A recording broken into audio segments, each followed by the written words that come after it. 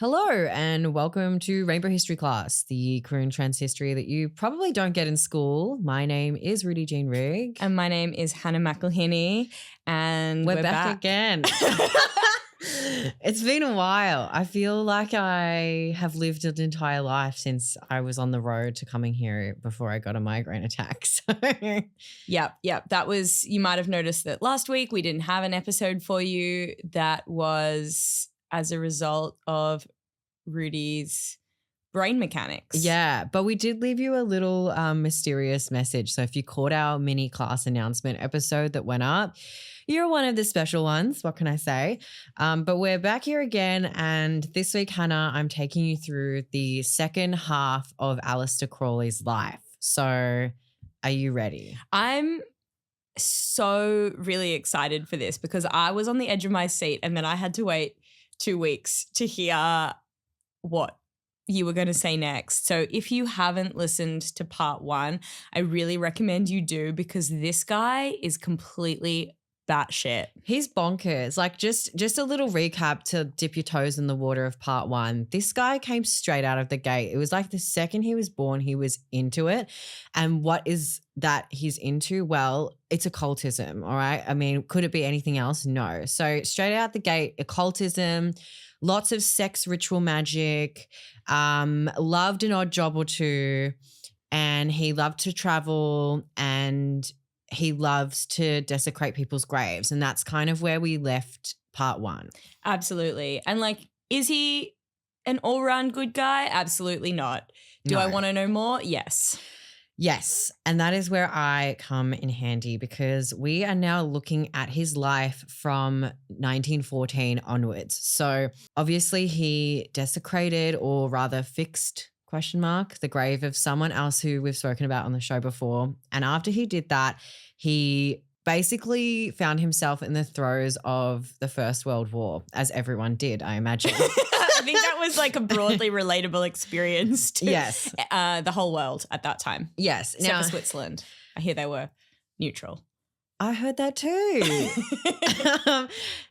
Well, look, Aleister found himself in America in the year of 1914, and he was home. Well, he lived in America until 1919, so he spent most of the war like in America, and it was a neutral country at the time that he was there, and he began working for a pro-German newspaper called The Fatherland, and this particular newspaper held anti-British sentiment, which was interesting because obviously Crowley is British, and you know, this paper was sort of dedicated to keeping the US in a neutral state during the conflict. So big ask from a single paper to be able to provide like the propaganda required to pull that off. But the little community paper that could. Yeah. Well, I wonder if it did. I didn't look into the paper itself, but it seemed to be quite popular. At least Aleister Crowley kind of brought it a bit of a reputation, but never mind. While he was writing for this paper though, he still was kind of into his occultist stuff. He was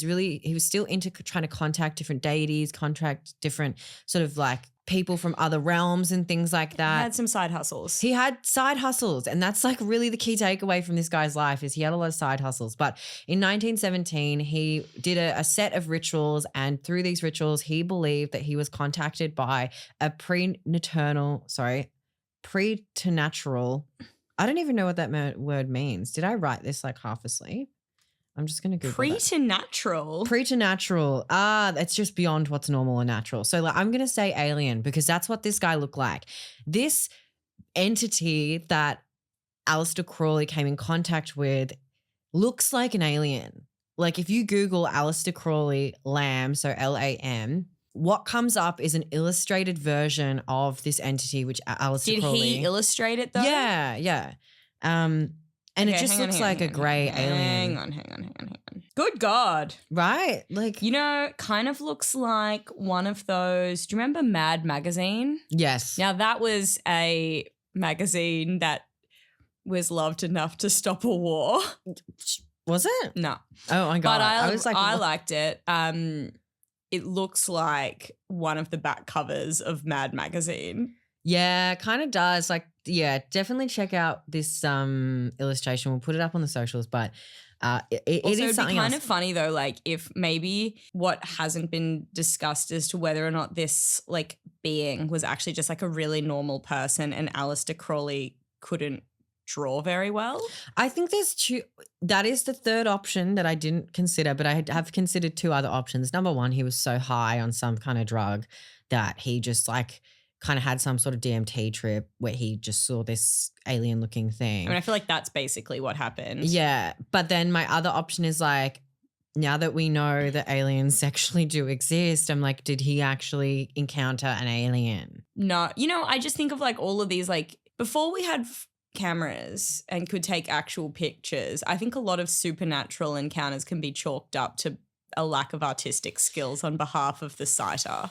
Perhaps, yeah. And racism. So exactly. it is always racism. Did we just solve the supernatural? I think we did. Bad drawing and racism. Exactly. That's all it is.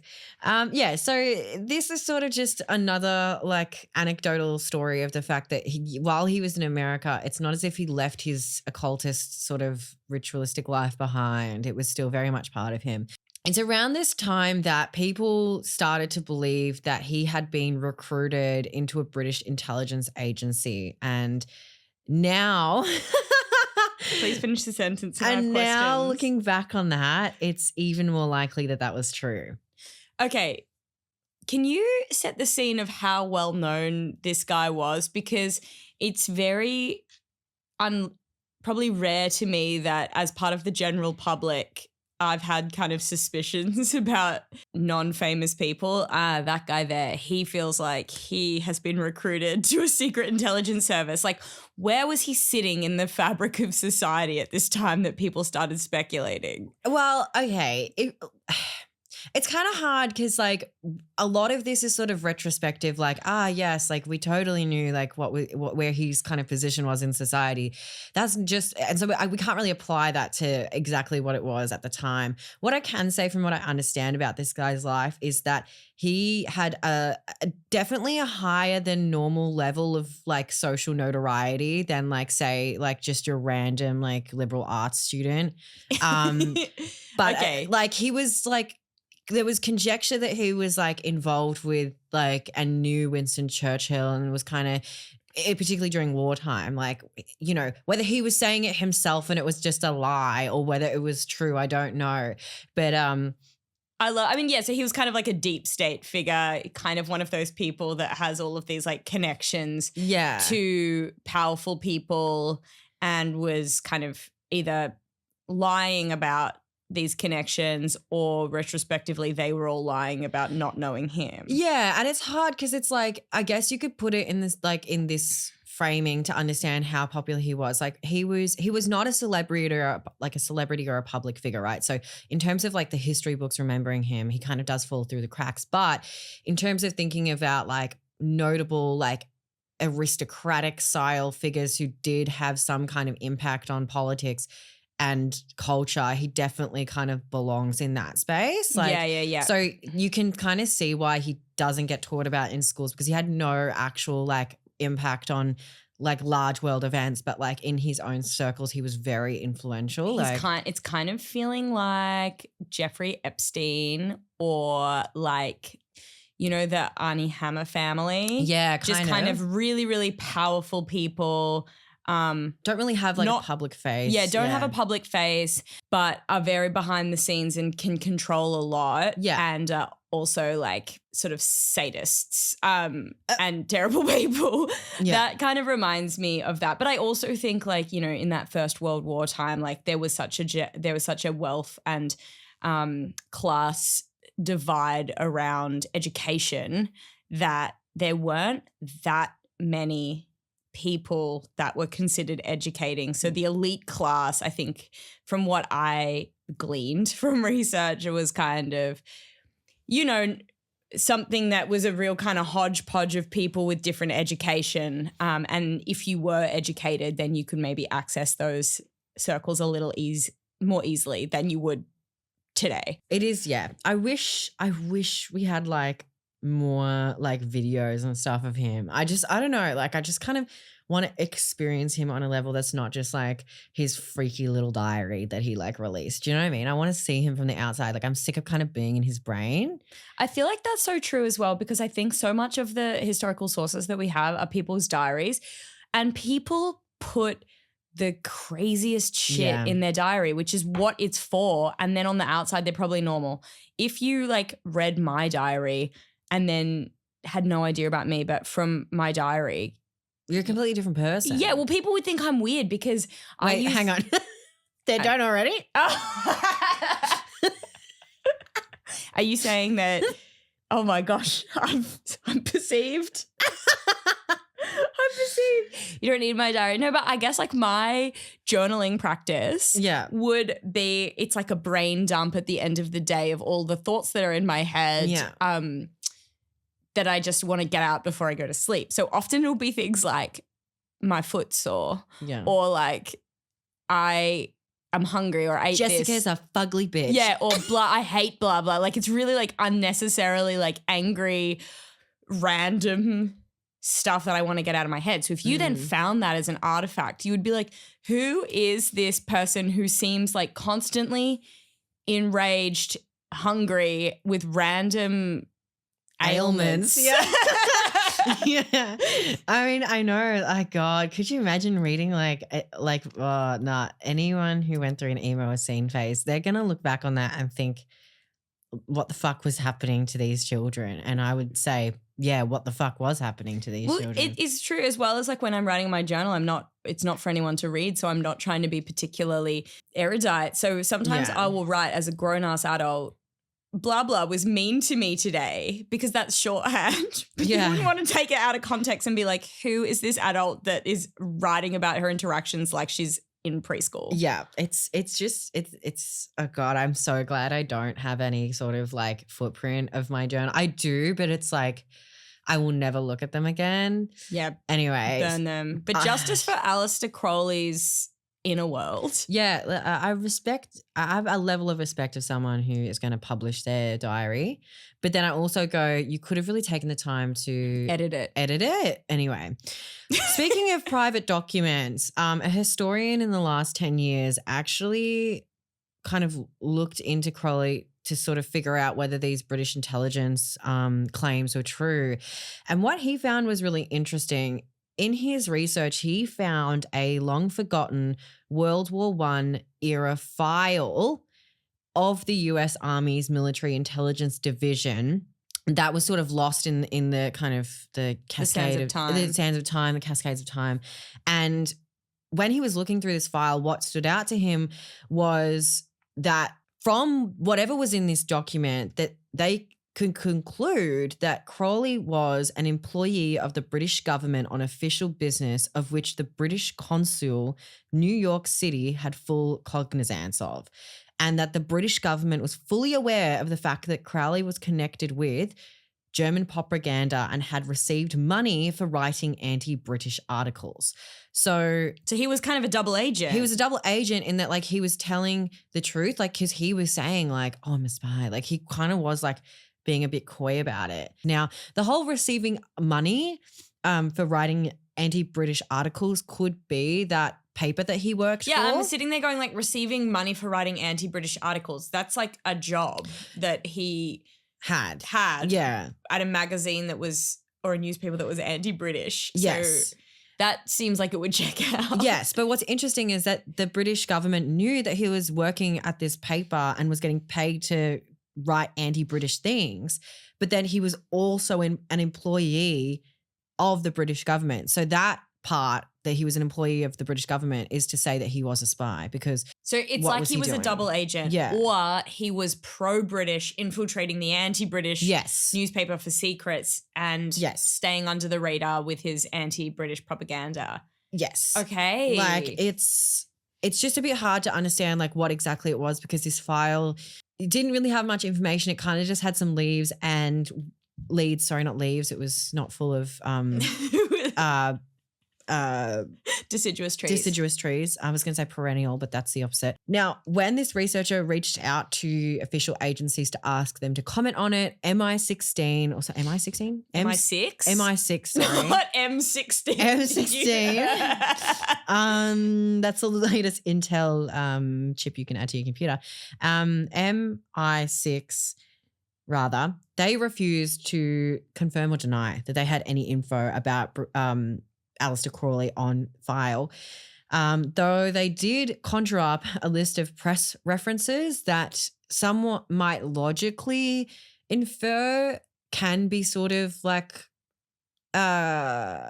considered a file of, Aleister Crowley. So they had these like, I guess, references that were put in the press that they had kind of almost clipped and made a file up. So like in that sense, they kind of had a file. They kind of knew what this guy had done during the war, but they weren't willing to confirm or deny it. So it was kind of a bit weird. They kind of just, I don't know what pretense they slipped this file on the table and said, I feel like MI6 probably has files on all manner of people. Probably. Comparatively, MI5 at first denied knowing anything about Aleister Crowley, but when they were confronted with the undeniable fact that there were records stored in other places about him, they acknowledged that they had made an error in saying that they didn't know anything, but then admitted,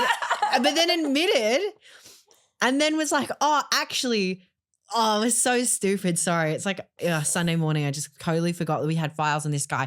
We had files on him, but they got destroyed a long time ago, we think.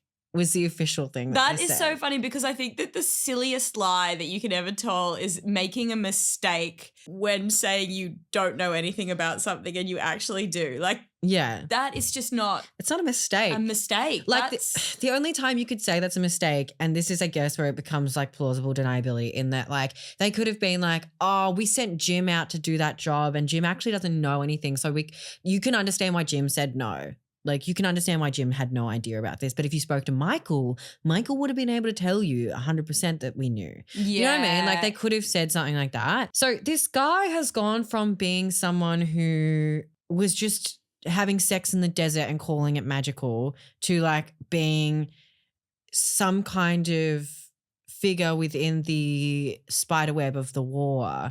I really do feel like this guy had similarities to Jeffrey Epstein.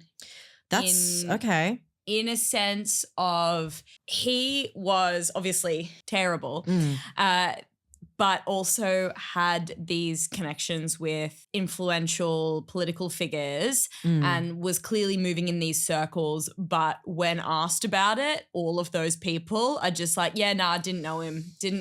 No. And then, so he's not necessarily like a celebrity or an actual politician or anyone with actual power in terms of official power, but an influential kind of figure who knows how to use his resources and privilege to kind of twist the arms of people that do have power. That's kind of how I'm seeing him. Yeah. Well, you're right. And I think what's really funny is like this guy loves to toot his own horn. And he went around sort of saying that he was talking to Winston Churchill and that he was kind of in cahoots with all of these big politicians. And not only that, but he also wanted to say that he had been the creator of the V for victory or peace sign that Winston Churchill used. I know. This guy just doesn't give up. It's reminding me of Jojo Siwa. What? In a sense. Oh. Sees someone doing a peace sign. I did that. No one has ever made a sign to represent peace like this. It's really funny. It's scary. Someone's got to do it. That was me. Yeah. 2 fingers. Yeah. So he said that the V for victory sign, and this is where I'm like, it's so murky, babe. Like, stop taking the drugs. You can't remember anything straight anymore. Like, I don't know whether he saw Winston Churchill do it and then the lie that he came up with, I'm calling it a lie because like I just don't think it's true, is that he then contacted Winston Churchill. And this is where I'm like, it gets a bit murky. One option is that he saw Winston Churchill do the V for Victory sign. He then got on the phone and said, you know what, mate, I can supercharge this thing with magic and it'll become like a symbol, and it is part of the divine like system in my, you know, religious theology. And therefore, if you do this sign and if you make it part of your like campaign, you will win the war. And I'm like cooking, like I'm not exactly saying it verbatim what he said because like there is no real records, but like that was one of the options that were kind of put down. The other option was that he sort of in his rituals came across this symbol and then got in contact with Winston Churchill and then like, urged him to do it. Dude, I've got something for you. Yeah. But either way, he claims to have pointed out the importance and the levity that this symbol could have and was instrumental in making sure that it was used. And so in that way, he has claimed ownership almost over the use, particularly of it during that time. I guess it makes sense. I mean, you know what? Queer people are very good at coming up with symbols. We invented the high five. Yeah. You know, symbols are our bag. And so I can totally see why he came across this symbol and saw the power of it using. That's very like politically smart. Yeah. You know, we've seen these symbols kind of represent ideologies for centuries. I mean, whether or not he came across it when he was kind of in a theological state of ecstatic, I don't know. But he probably just saw the letter V. Yeah, I mean, I still do feel like sometimes when I think and look at the things that he did, like, for example, this, I'm like, are you still trying to one-up William Yeats because he didn't let you into his boys' club? Like, it just, to me, kind of gives me that vibes. Anyway, I don't want to spend too much time talking about his politics, but as you said earlier in the episode, Hannah, he wasn't a very good person in terms of, like, things that he did. Like, obviously, he's engaged in a lot of, like, non-consensual acts, and I think his politics of the time was really representative of, like, yes, he was quite like progressive and liberal, but in other ways he was very conservative. And some people have said that he sort of lent into the sort of Nazism space, particularly during World War II, and profoundly racist. And he, you know, exploited Indigenous cultures for his own game. And while he was sexually progressive in terms of he was pro-sex, it certainly, I get the point that it was not about decriminalizing sex or, you know, making it accessible or gender parity or anything like that. It seems just like he wanted to have a lot of it. Yeah. And like there are sort of notes and people do obviously like say that he was potentially anti-Semitic as well. Because like, just for example, if you want to get an idea of like where this guy's politics kind of does lean, Marco Passi wrote that Crowley wonders whether it would not be better to directly exterminate the Christians whom he calls the parasites of man, and also the Jews who fundamentally belong to the same religious stock. So this guy has some very severe views on things, and it's not very hard. It doesn't take very long to like see the sexism, racism, misogyny, like anti stuff. The kind of pagan occultism side did lead to Nazism in the sense of things like master races, anti-Christianity. Yeah. I think something that's really interesting is where we've grown up in terms of, I guess, becoming socially aware as, you know, white Australians. You get a sense of the church being the Christian church being the conservative aggressor, because it has been an oppressor for so much of history, and a lot of the homophobia and transphobia that we're faced with is coming from that Christian religious place. However, I feel like sometimes you can kind of sit in this binary, polarized culture and forget that there are a lot of people that also hated the church, but also held horrible opinions about different minority groups. And so we can't just this or that. That's what led to Nazism, was like a pagan, a revived sense of, pagan gods and spirituality, which comes from this occultist lineage. And then that same lineage is also in support of a lot of modern occultist practices and beliefs, which are like resoundingly inclusive and positive and community-led for people like us. So basically, everything's very complicated. It is. But thankfully by 1920, the war had ended. So everything went to being really simple, duh. And he was like, woof, job's done. No longer need to be a spy. I can head back home to London. Wrong. He got called scum when he got back to London. Well, it was probably all of that anti-British propaganda he was writing. Yeah. So he thought, we're better to move than to Italy. He moved to Italy and he thought, lovely Mediterranean diet. It's a blue zone. I'm definitely going to get the most out of my life now. I can and leave. then the growing fascism, also attractive. Yeah, also attractive, really suits his personal politics. So he's really thinking, this is where I'd love to start a family. Well, a second family after I dogged the first one. But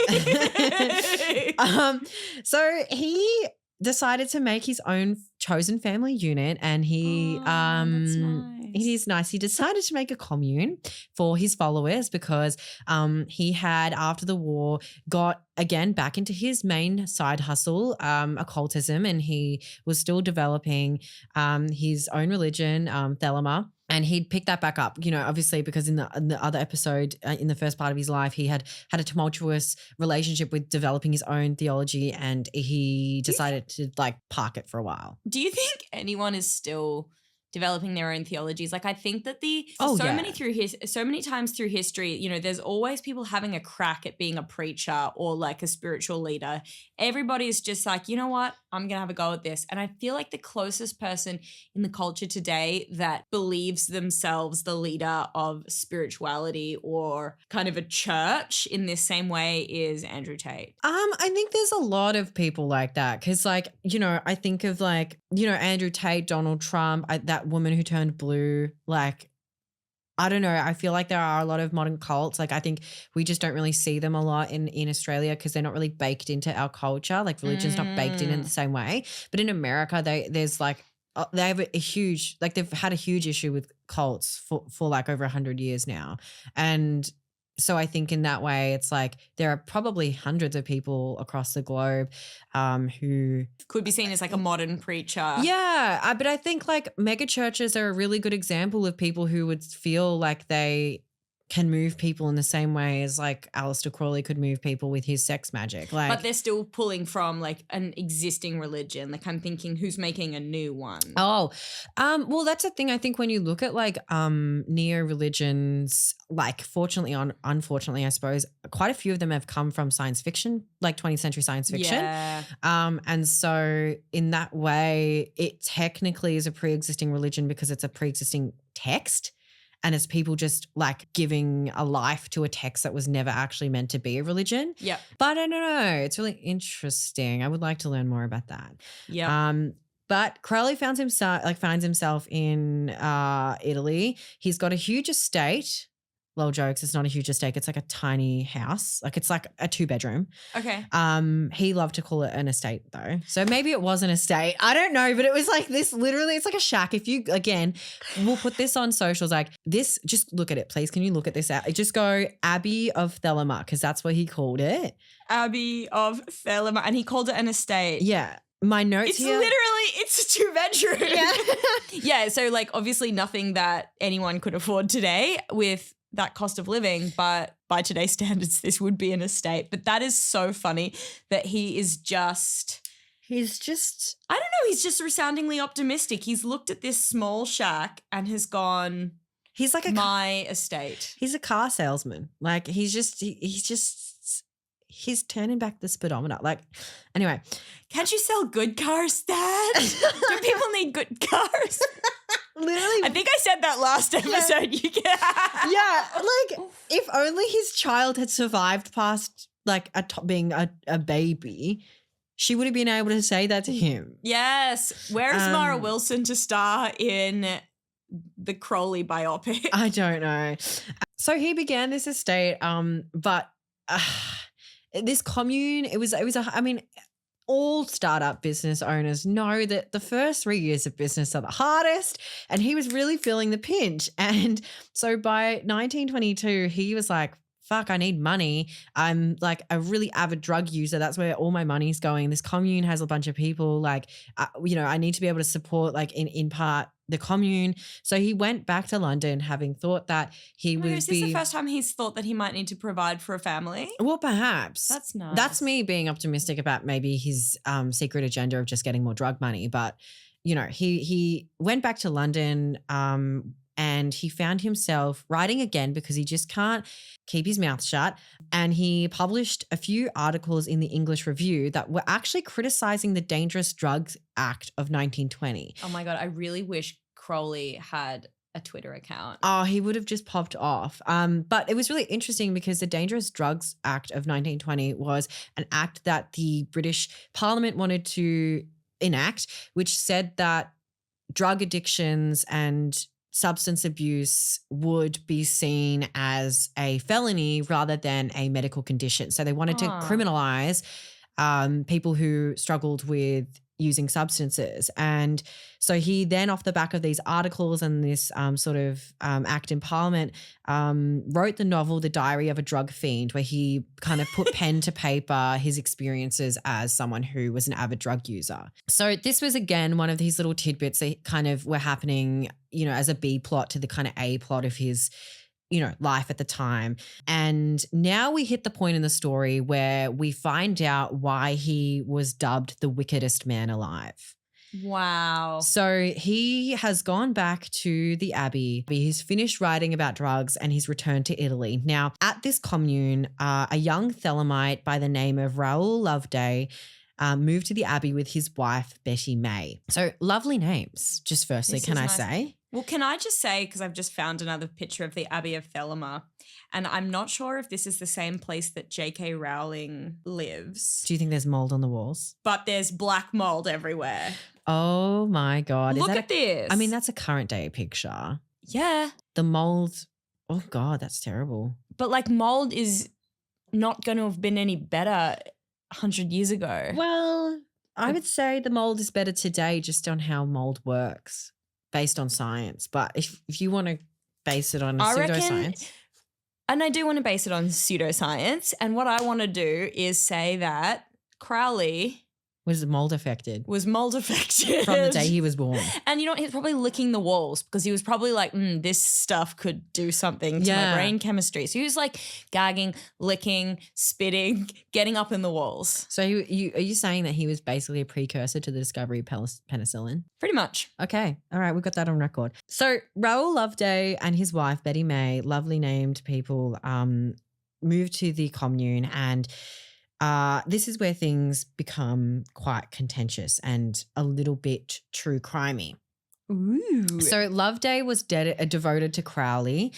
So Raoul was dedicated to Crowley as a leader, and May detested this part of his life at the commune. She really hated that, her husband was sort of like ogling over this other guy. Whether it was romantic or not, I don't know, but like he was just like completely obsessed. Why'd she join his cult then? Well, probably because she would have either been like called a spinster and left to like die on the streets, and she thought, well, this may be a two better, but like at least it's a roof. This is where she started to absolutely spit facts about Crowley. Okay. She said that Raoul was made to drink the blood of a sacrificed cat. Okay. And that they were required to, and this is a trigger warning, so if you don't want to hear anything nasty, skip ahead 30 seconds, cut themselves with razors every time they used the pronoun I. Like, is that to, I guess strip away the self and the identity? Yeah. Okay. Yeah, it's to like decentralize like the idea of being one and like the idea of being individual and like to kind of bring together. So we're looking really at like we've moved sort of, yes, it's still in the occultist space in that like, yes, there was sort of like this kind of magical theology as the backbone and that sort of like religious stuff going on there. But like it was well and truly at this point in time what we would probably consider a cult, just a plain cult, because of these sort of like despicable acts that like Crowley was. Self-flagellation. Yeah. And like, removal of like the identity. Yeah. That's a strong through line with cults. Yeah. So this is what Betty said was happening. And now what happened after this was that Raoul Loveday, her husband, then drank from a local polluted stream,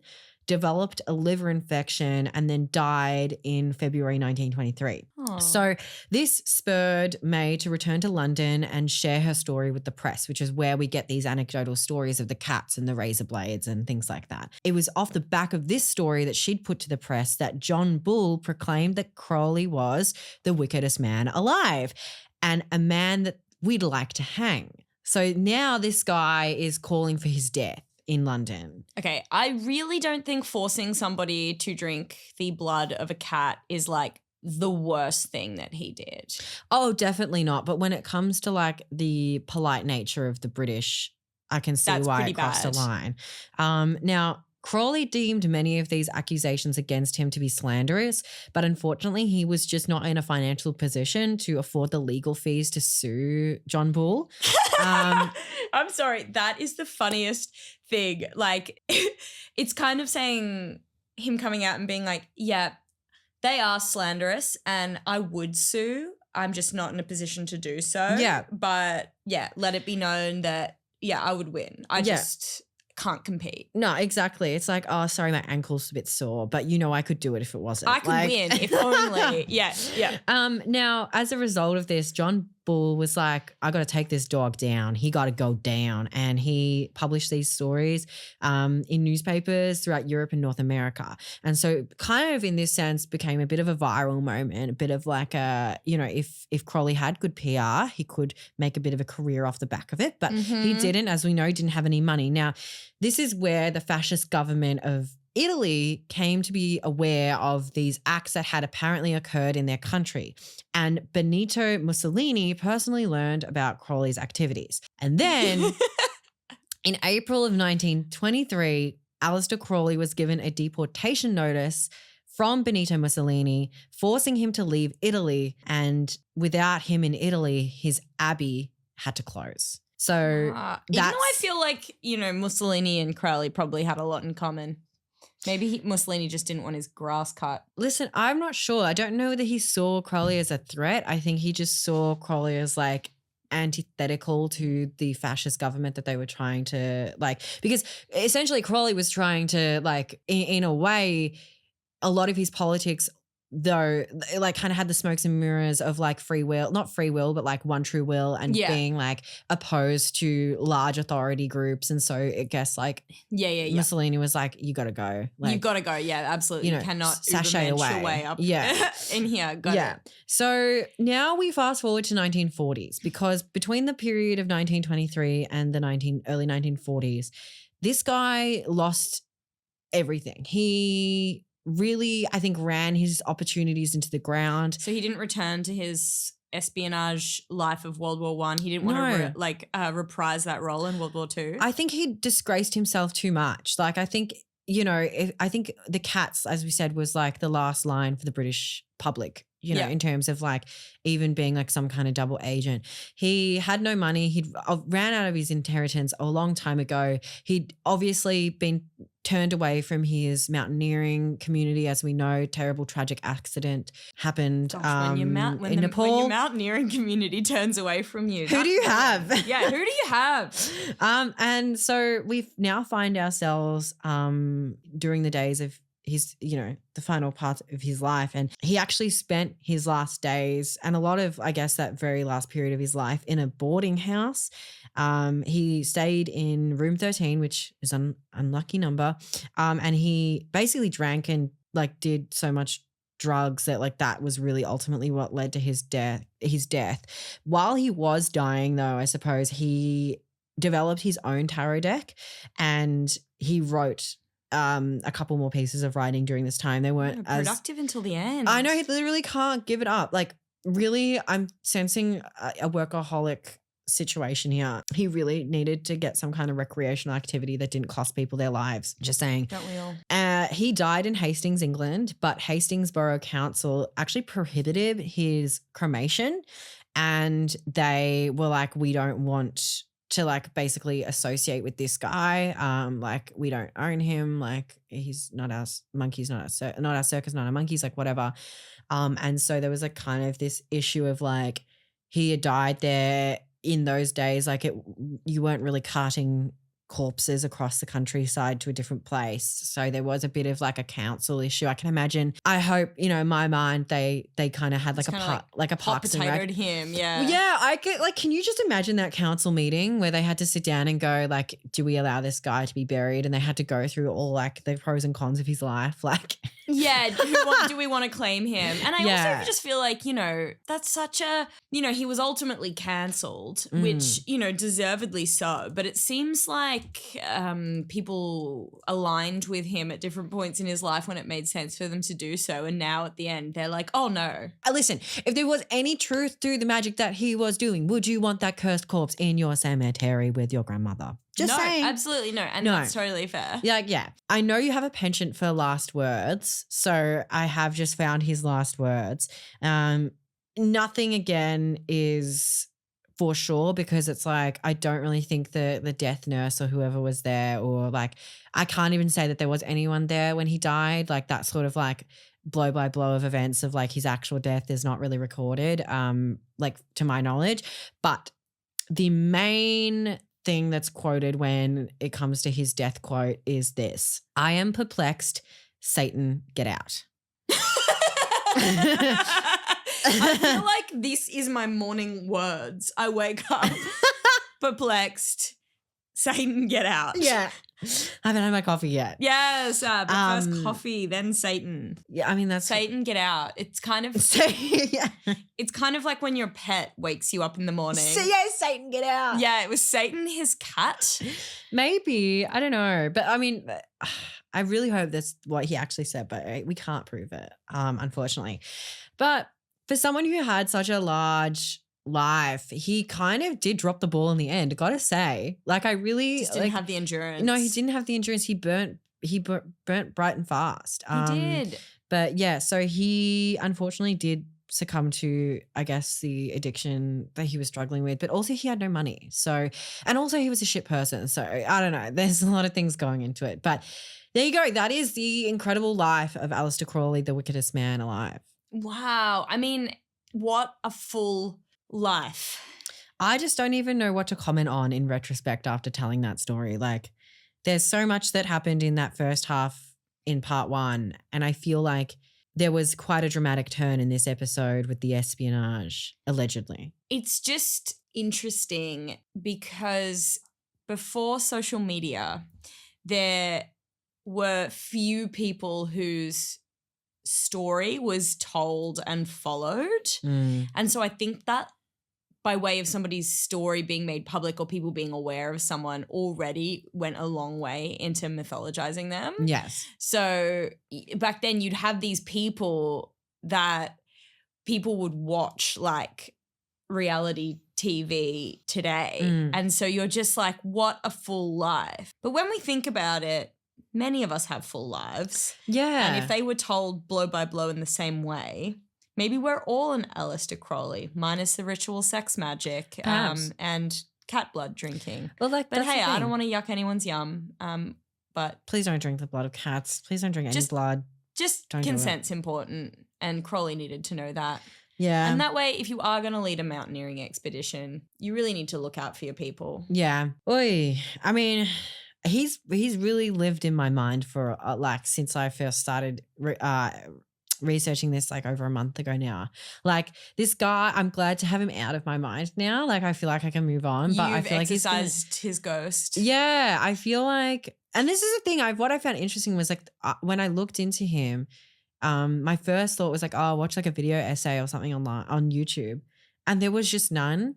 Like that kind of went through his entire life that didn't dramatize it or like tabloid it, you know what I mean? And so obviously this is going on YouTube. So I kind of like, I'm quite proud of like us being able to like add that in, because I think he is really interesting, and it is a shame that this hasn't sort of been collated. So It's true. Yeah, kind of, it feels nice to maybe. We've added to the canon of deeply problematic daddies. Yeah, occultist of daddies. history. But thank you. Thank you. No, you're welcome. This has been my first frontier. The next frontier I will address is gay frogs, but that needs me to learn basic chemical comprehension. So cool. Good to know. Yeah, just wait for that. I'll be giving you some homework so you can figure it out yourself. Well, if you want to continue learning more, please check us out on socials and on our Discord, which I have now joined. You are in there now. Please go out and check our Discord. We love chatting to people in there. You can also join our Patreon for free. I know when people say Patreon, it's often like, oh my God, I'm going to have to give money. No, you don't. Although you can. You can. We're not going to stop you from doing that. But if you want to join our Patreon, you can access our free tier, which gives some of the exclusive access to the paid tier plus some free bits and pieces. Patreon is also kind of the place where we will be doing like exclusive access to pre-sale and things like that with tickets and, you know, merch and stuff in the future. So yeah, head on over there. But apart from that, thanks for listening. Thanks for watching. And like I always end an episode, because as you said, I do love last words. So my last words are, not everything is gay, but there is gay in everything, including a black mold ridden cute 2-bedroom on the Mediterranean coast.